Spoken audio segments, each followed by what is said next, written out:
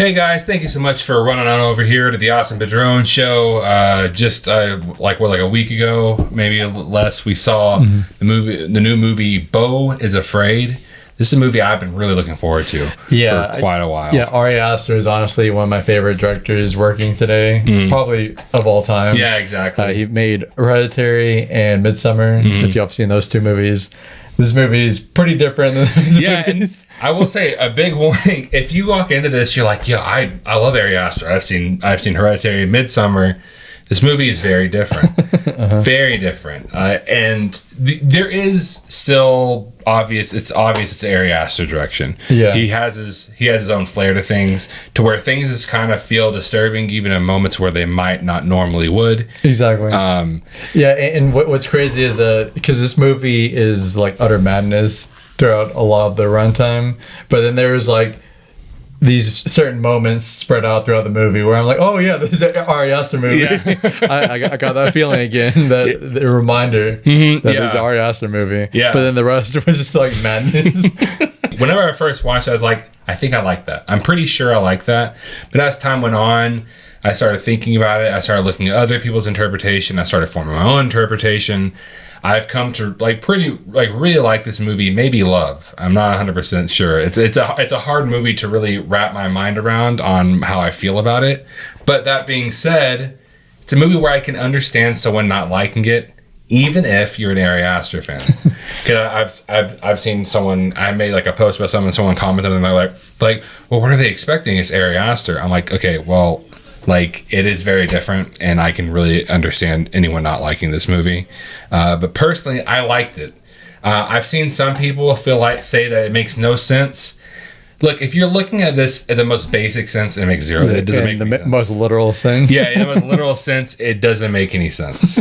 But this movie is a movie where you have to watch it more than you would probably do good watching it more than once. Yeah. If you do watch it one time, you need to watch a lot of videos to kind of like get a grasp of what it's going for. I think the central theme of it's obvious, but I think if you don't look deeply into it, everything around that central theme, everything throughout the movie doesn't feel like it connects to that central theme, but I think all of it really does. Yeah, and that's how I feel about all Ari Aster movies, even because like Hereditary and Midsommar, I feel like get even creepier once you know what the movie's about and where it leads to. So watching a second and third time makes it even more creepy, and you pick up a lot of details. And this one even more so than those two movies, because there's so much.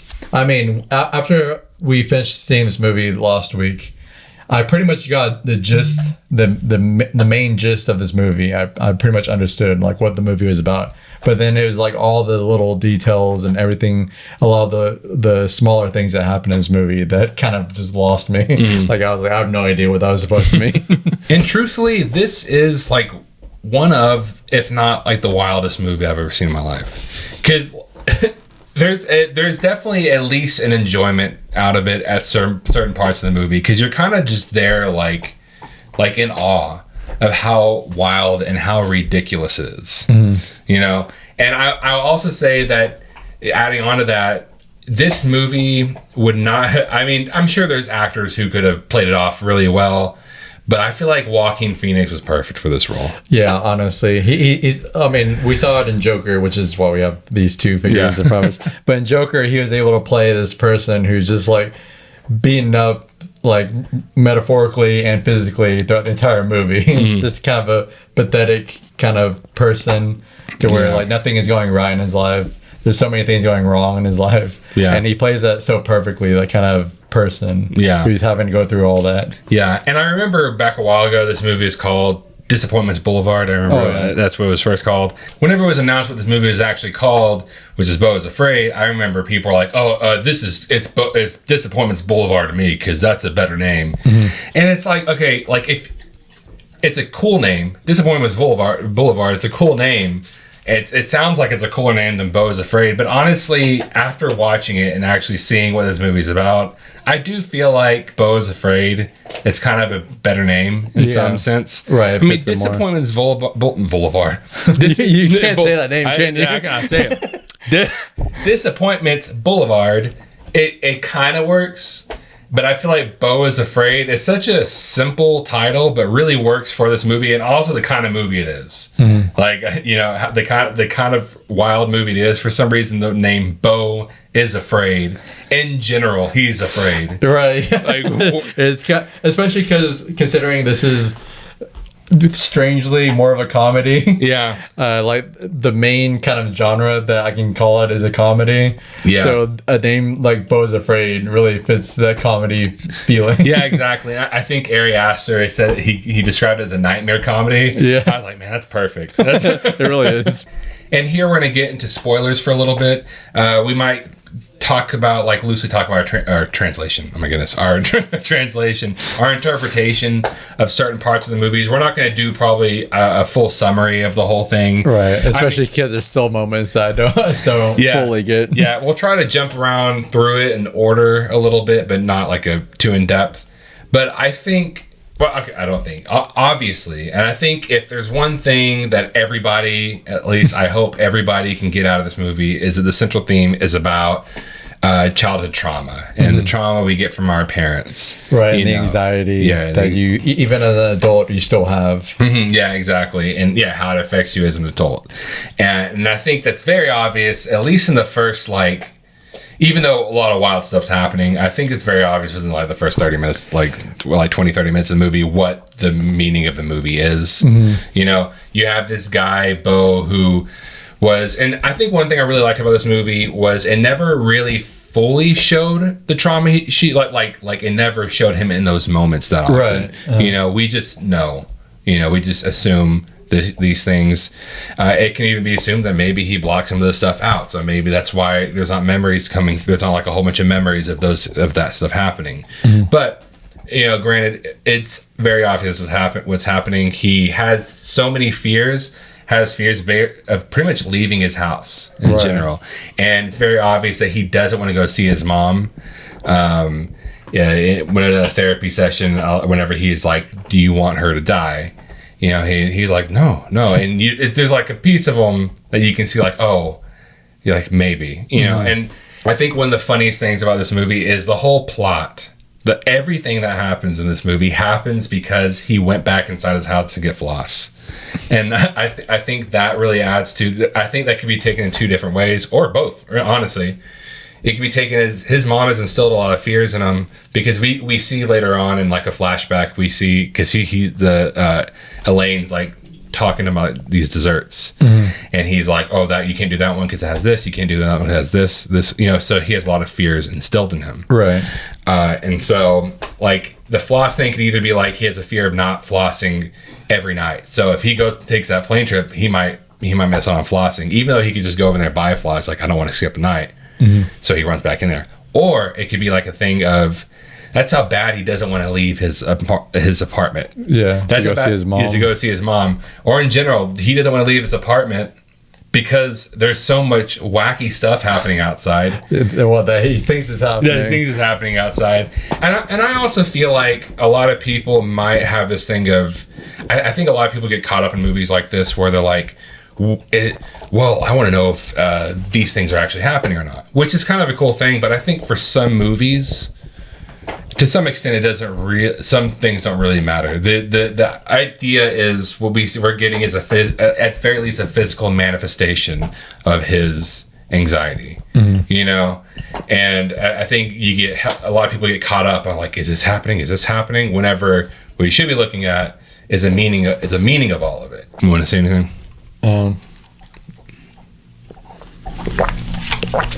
Something I just thought of. It's I haven't even thought about it much, so it's probably a dumb theory. But what if he was the wild naked man who was stabbing people? Oh yeah. Because he ran out naked. Because he apparently saw that guy on the ceiling fall into his bathtub, and he ran out. That's true. I don't know. It's just something I just thought of real quickly just now. And then not only just his imagination of what's going on outside his house, because we were talking about, he's just afraid to go outside. Yeah. Even going to the store right across the street, he's like constantly like looking back at the apartment building, making sure nobody's going back in. And he, at one point he even sees like a huge group going into the apartment, and he thinks they're all going to his specific apartment. Yeah. But then towards the midpoint of the movie, he is taken in by this couple after he gets stabbed, and they accidentally run him over. And they take him in and nurse him up and heal him and give him a bed to sleep in. And even those people who are like the most trustworthy people in the movie, he still can't warm up to. He still can't trust.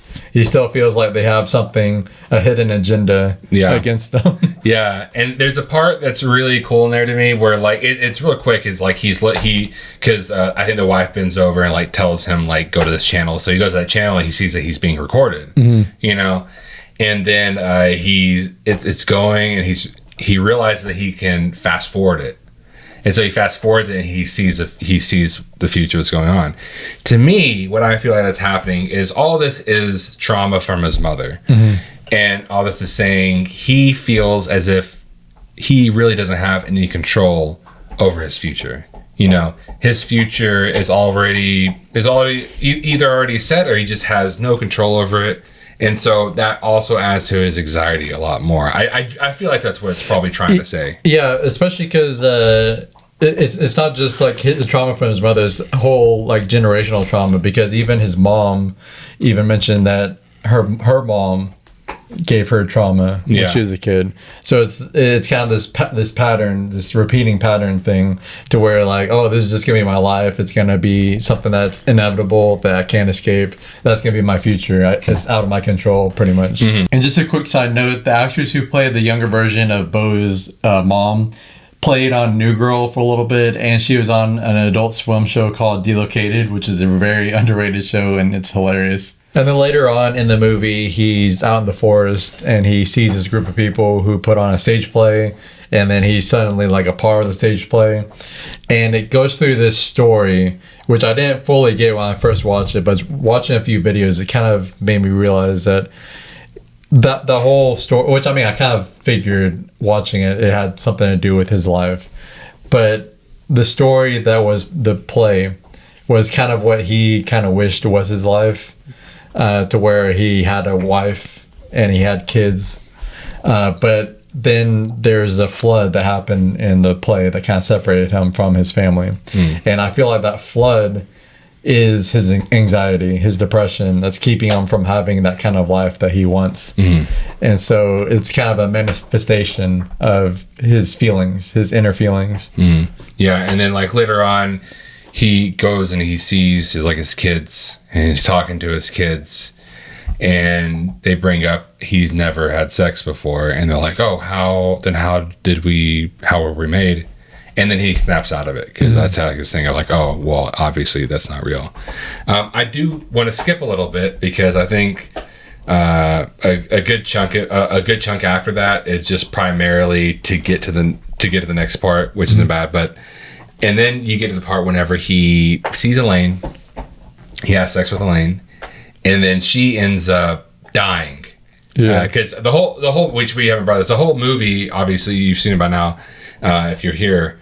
The whole movie, he thinks that if he ever has sex, he will die. That's what he's been told from his mom. Yeah, that his father died after he climaxed in his mom, and then his father's father. Also, what was it? His great grandfather too? I think so. I can't remember. It's like a whole passing down, and it had like a heart murmur. Yeah, and so I think, and so there that happens, and I think I can't remember. We're just watching some videos, and maybe we'll put like a link in, because his video is actually really good. Yeah, honestly.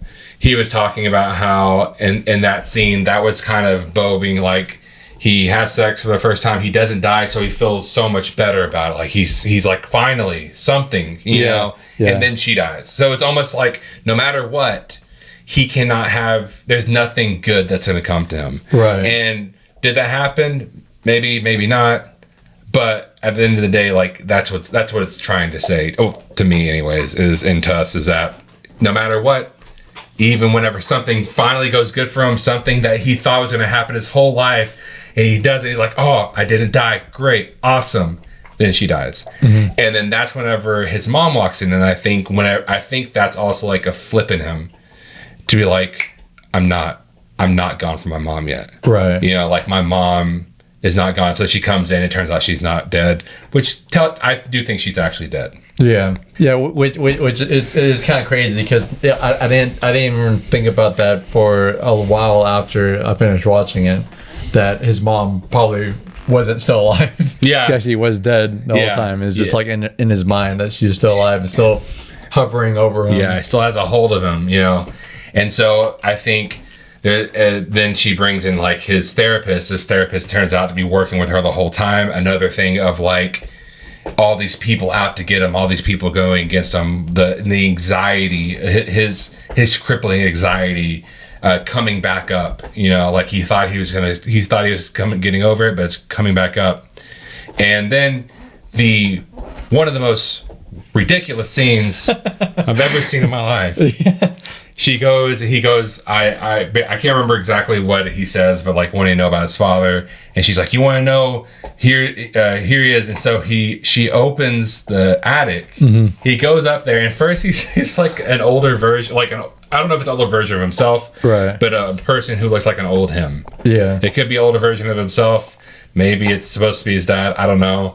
And then the camera pans over, and it's a giant penis with balls and like arms and a face growling that ends up killing a guy by stabbing him in the top of the head. I saw it. It was big. It was all wiggly, and it ate everything. It was an Alaskan bullworm. And as wild as it is, I've seen people see that they checked out there. I'm like, what? I've seen people say they walked out of the movie when that part happened. I'm like, what? That made me even more intrigued in the movie. Yeah, and to us, what we feel like is kind of like basically, I don't think that the dad ever died. In my opinion, I don't think the dad ever died. I think that he walked out on them. And this is basically just saying your dad was a penis and balls. That's all he was. Right. Because he left after that. Yeah. You know? That's all the connection that you have to your father, is that he conceived you with his you know what. Yeah. And that's literally all he is to you, pretty much. Yeah. And I think that was basically his mom. Once he stepped out, his mom probably didn't want him to go anywhere. She wanted him to stick with her. She probably doesn't like the idea that he moved away. So that's why there's that whole conversation at the beginning of the movie when he's calling his mom, and she's so like really guilt tripping him, like badly guilt tripping him into coming back over there. And I think that she's a mom that really just wants her son to stay with her. Mm-hmm. And she's makes him feel trapped in prison, you know, and that's what I feel. That's what I feel. I do think that penis and balls was a very big thing. Well, yeah, it was, but it was a big thing. Yep. You got that right. Your head is enormous. Well, thank you. And it's also cool because I actually made a TikTok about that scene, and it got almost like 200,000 views. Yeah, I saw that. It's awesome. by far the most views on my profile. Yeah. It's pretty cool. So it's still going too. Yeah. And then it gets to a moment to where he ends up choking his mom, and she ends up dying, which in the moment it's kind of weird because he barely choked her and then she died. So at first you kind of get an idea that something isn't completely right, but in Beau's mind he thinks he's killed his mom. He thinks he's rid of her, like he thinks he's done. And she has no control over him at this point anymore because she's out of his life now. Yeah. And so he goes off and he goes into a rowboat and he starts rowing off into a lake. Yeah. And I feel like, honestly, now I'm thinking about it, I feel like that could be interpreted in two ways. And honestly, that's one of my favorite things about this movie. I think there's a centralized theme that everybody understands, but every other person has something different with it. And I feel that I think it's the guy we just watched. I can't remember.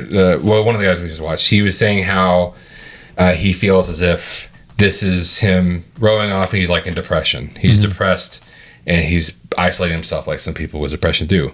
It could also be, that's a sign of he feels like he's moving on, you know, just rowing his boat like very peacefully I'm done with my mom. I don't have to worry about her. I don't have to worry about the trauma. I'm done. But then he gets into that. He goes into this tunnel, and there's like this almost like stadium courtroom scene with all these people there. I didn't notice it in the time, but I think like because there's lawyers, and I think his lawyers was like 1-800-Justice or something like that. Oh, really? And so it was like this really crappy lawyer. Yeah. You know? And then his mom's like off on the other side, still alive with her lawyer. And it's also cool because his lawyer is like kind of really off into the distance.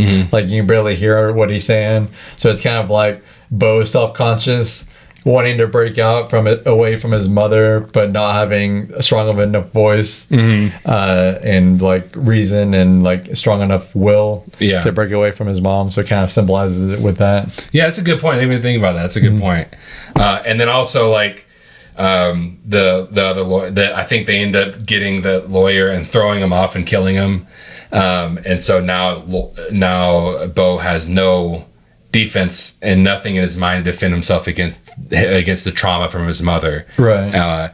And so the mom ends up winning the trial, and the boat explodes, and then you can see that Beau is underneath the boat struggling and ends up drowning.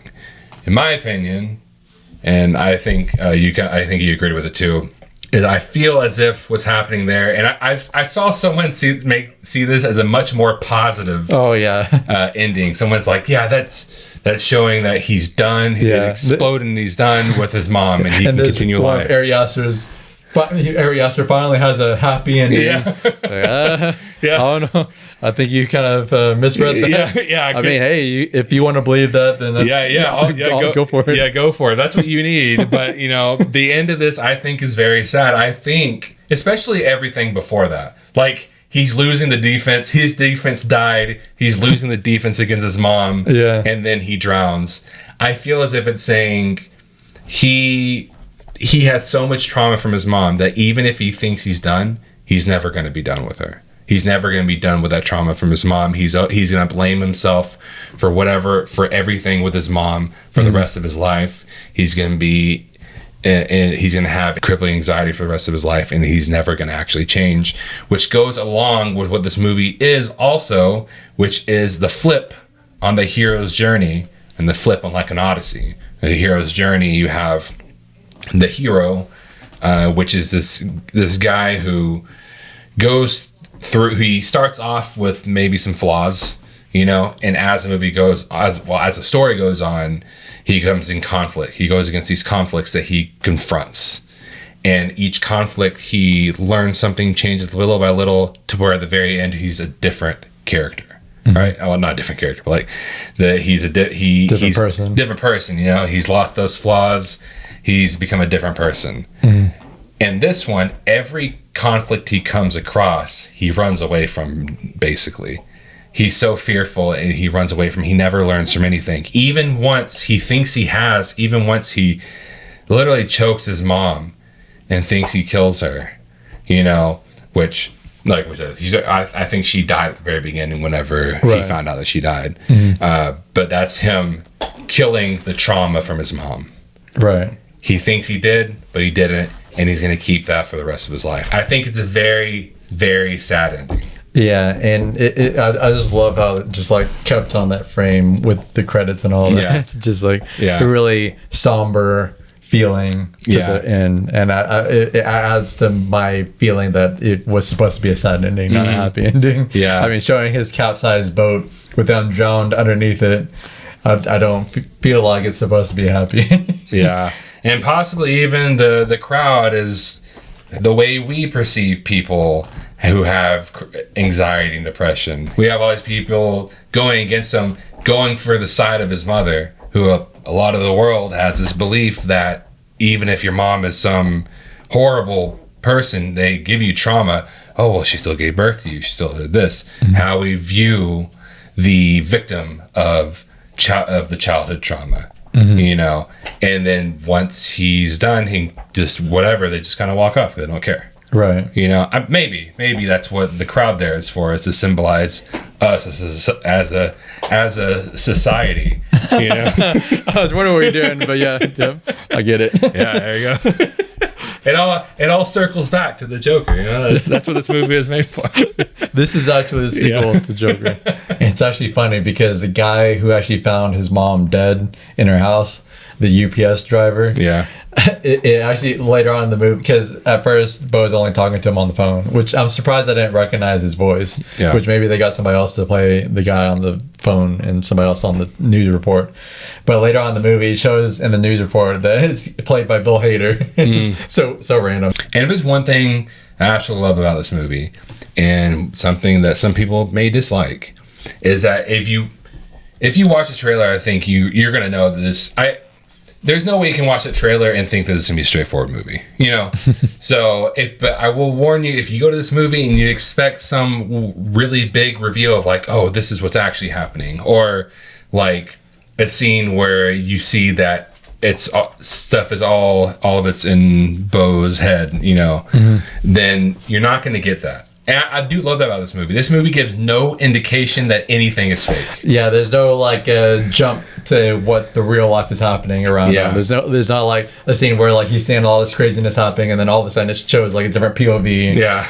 Where it's like just like normal stuff happening. We are gonna say that Beau is Afraid is 85% awesome. Yeah, and honestly, my opinion on this movie might change as I think about it more and as I see it again and a couple more times.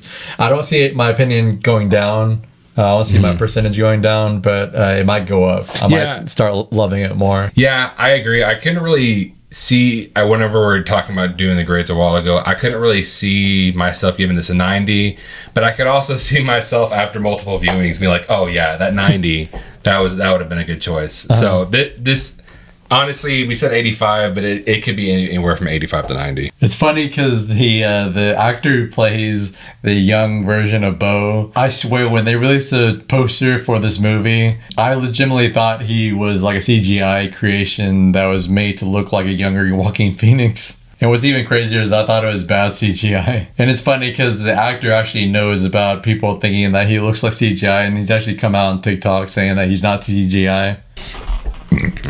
Well, guys, don't forget to like, share, and subscribe. Also, comment below and let us know what you thought about Beau's Afraid. Also, let us know what went through your mind whenever that attic scene happened. Ari Aster really knows how to make an attic scene. Yeah, no, he really. And don't forget to follow us on social media. We have Facebook, Instagram, Twitter, and TikTok, all at the Austin Padron all at the Austin Padron Show, and we both have individual TikToks. Yeah, and as always, thank you so much for watching, and you will see us later. Sweetie pie, what's up? What's... I didn't think you were coming by tonight. What is going on here? We're playing cards. And, you're showing them a video of my brother? I'm just showing something that happened. That's like getting mad at the news. The news? Right? Close your mouth! Sweetie pie. Shut up! Destroyed a family.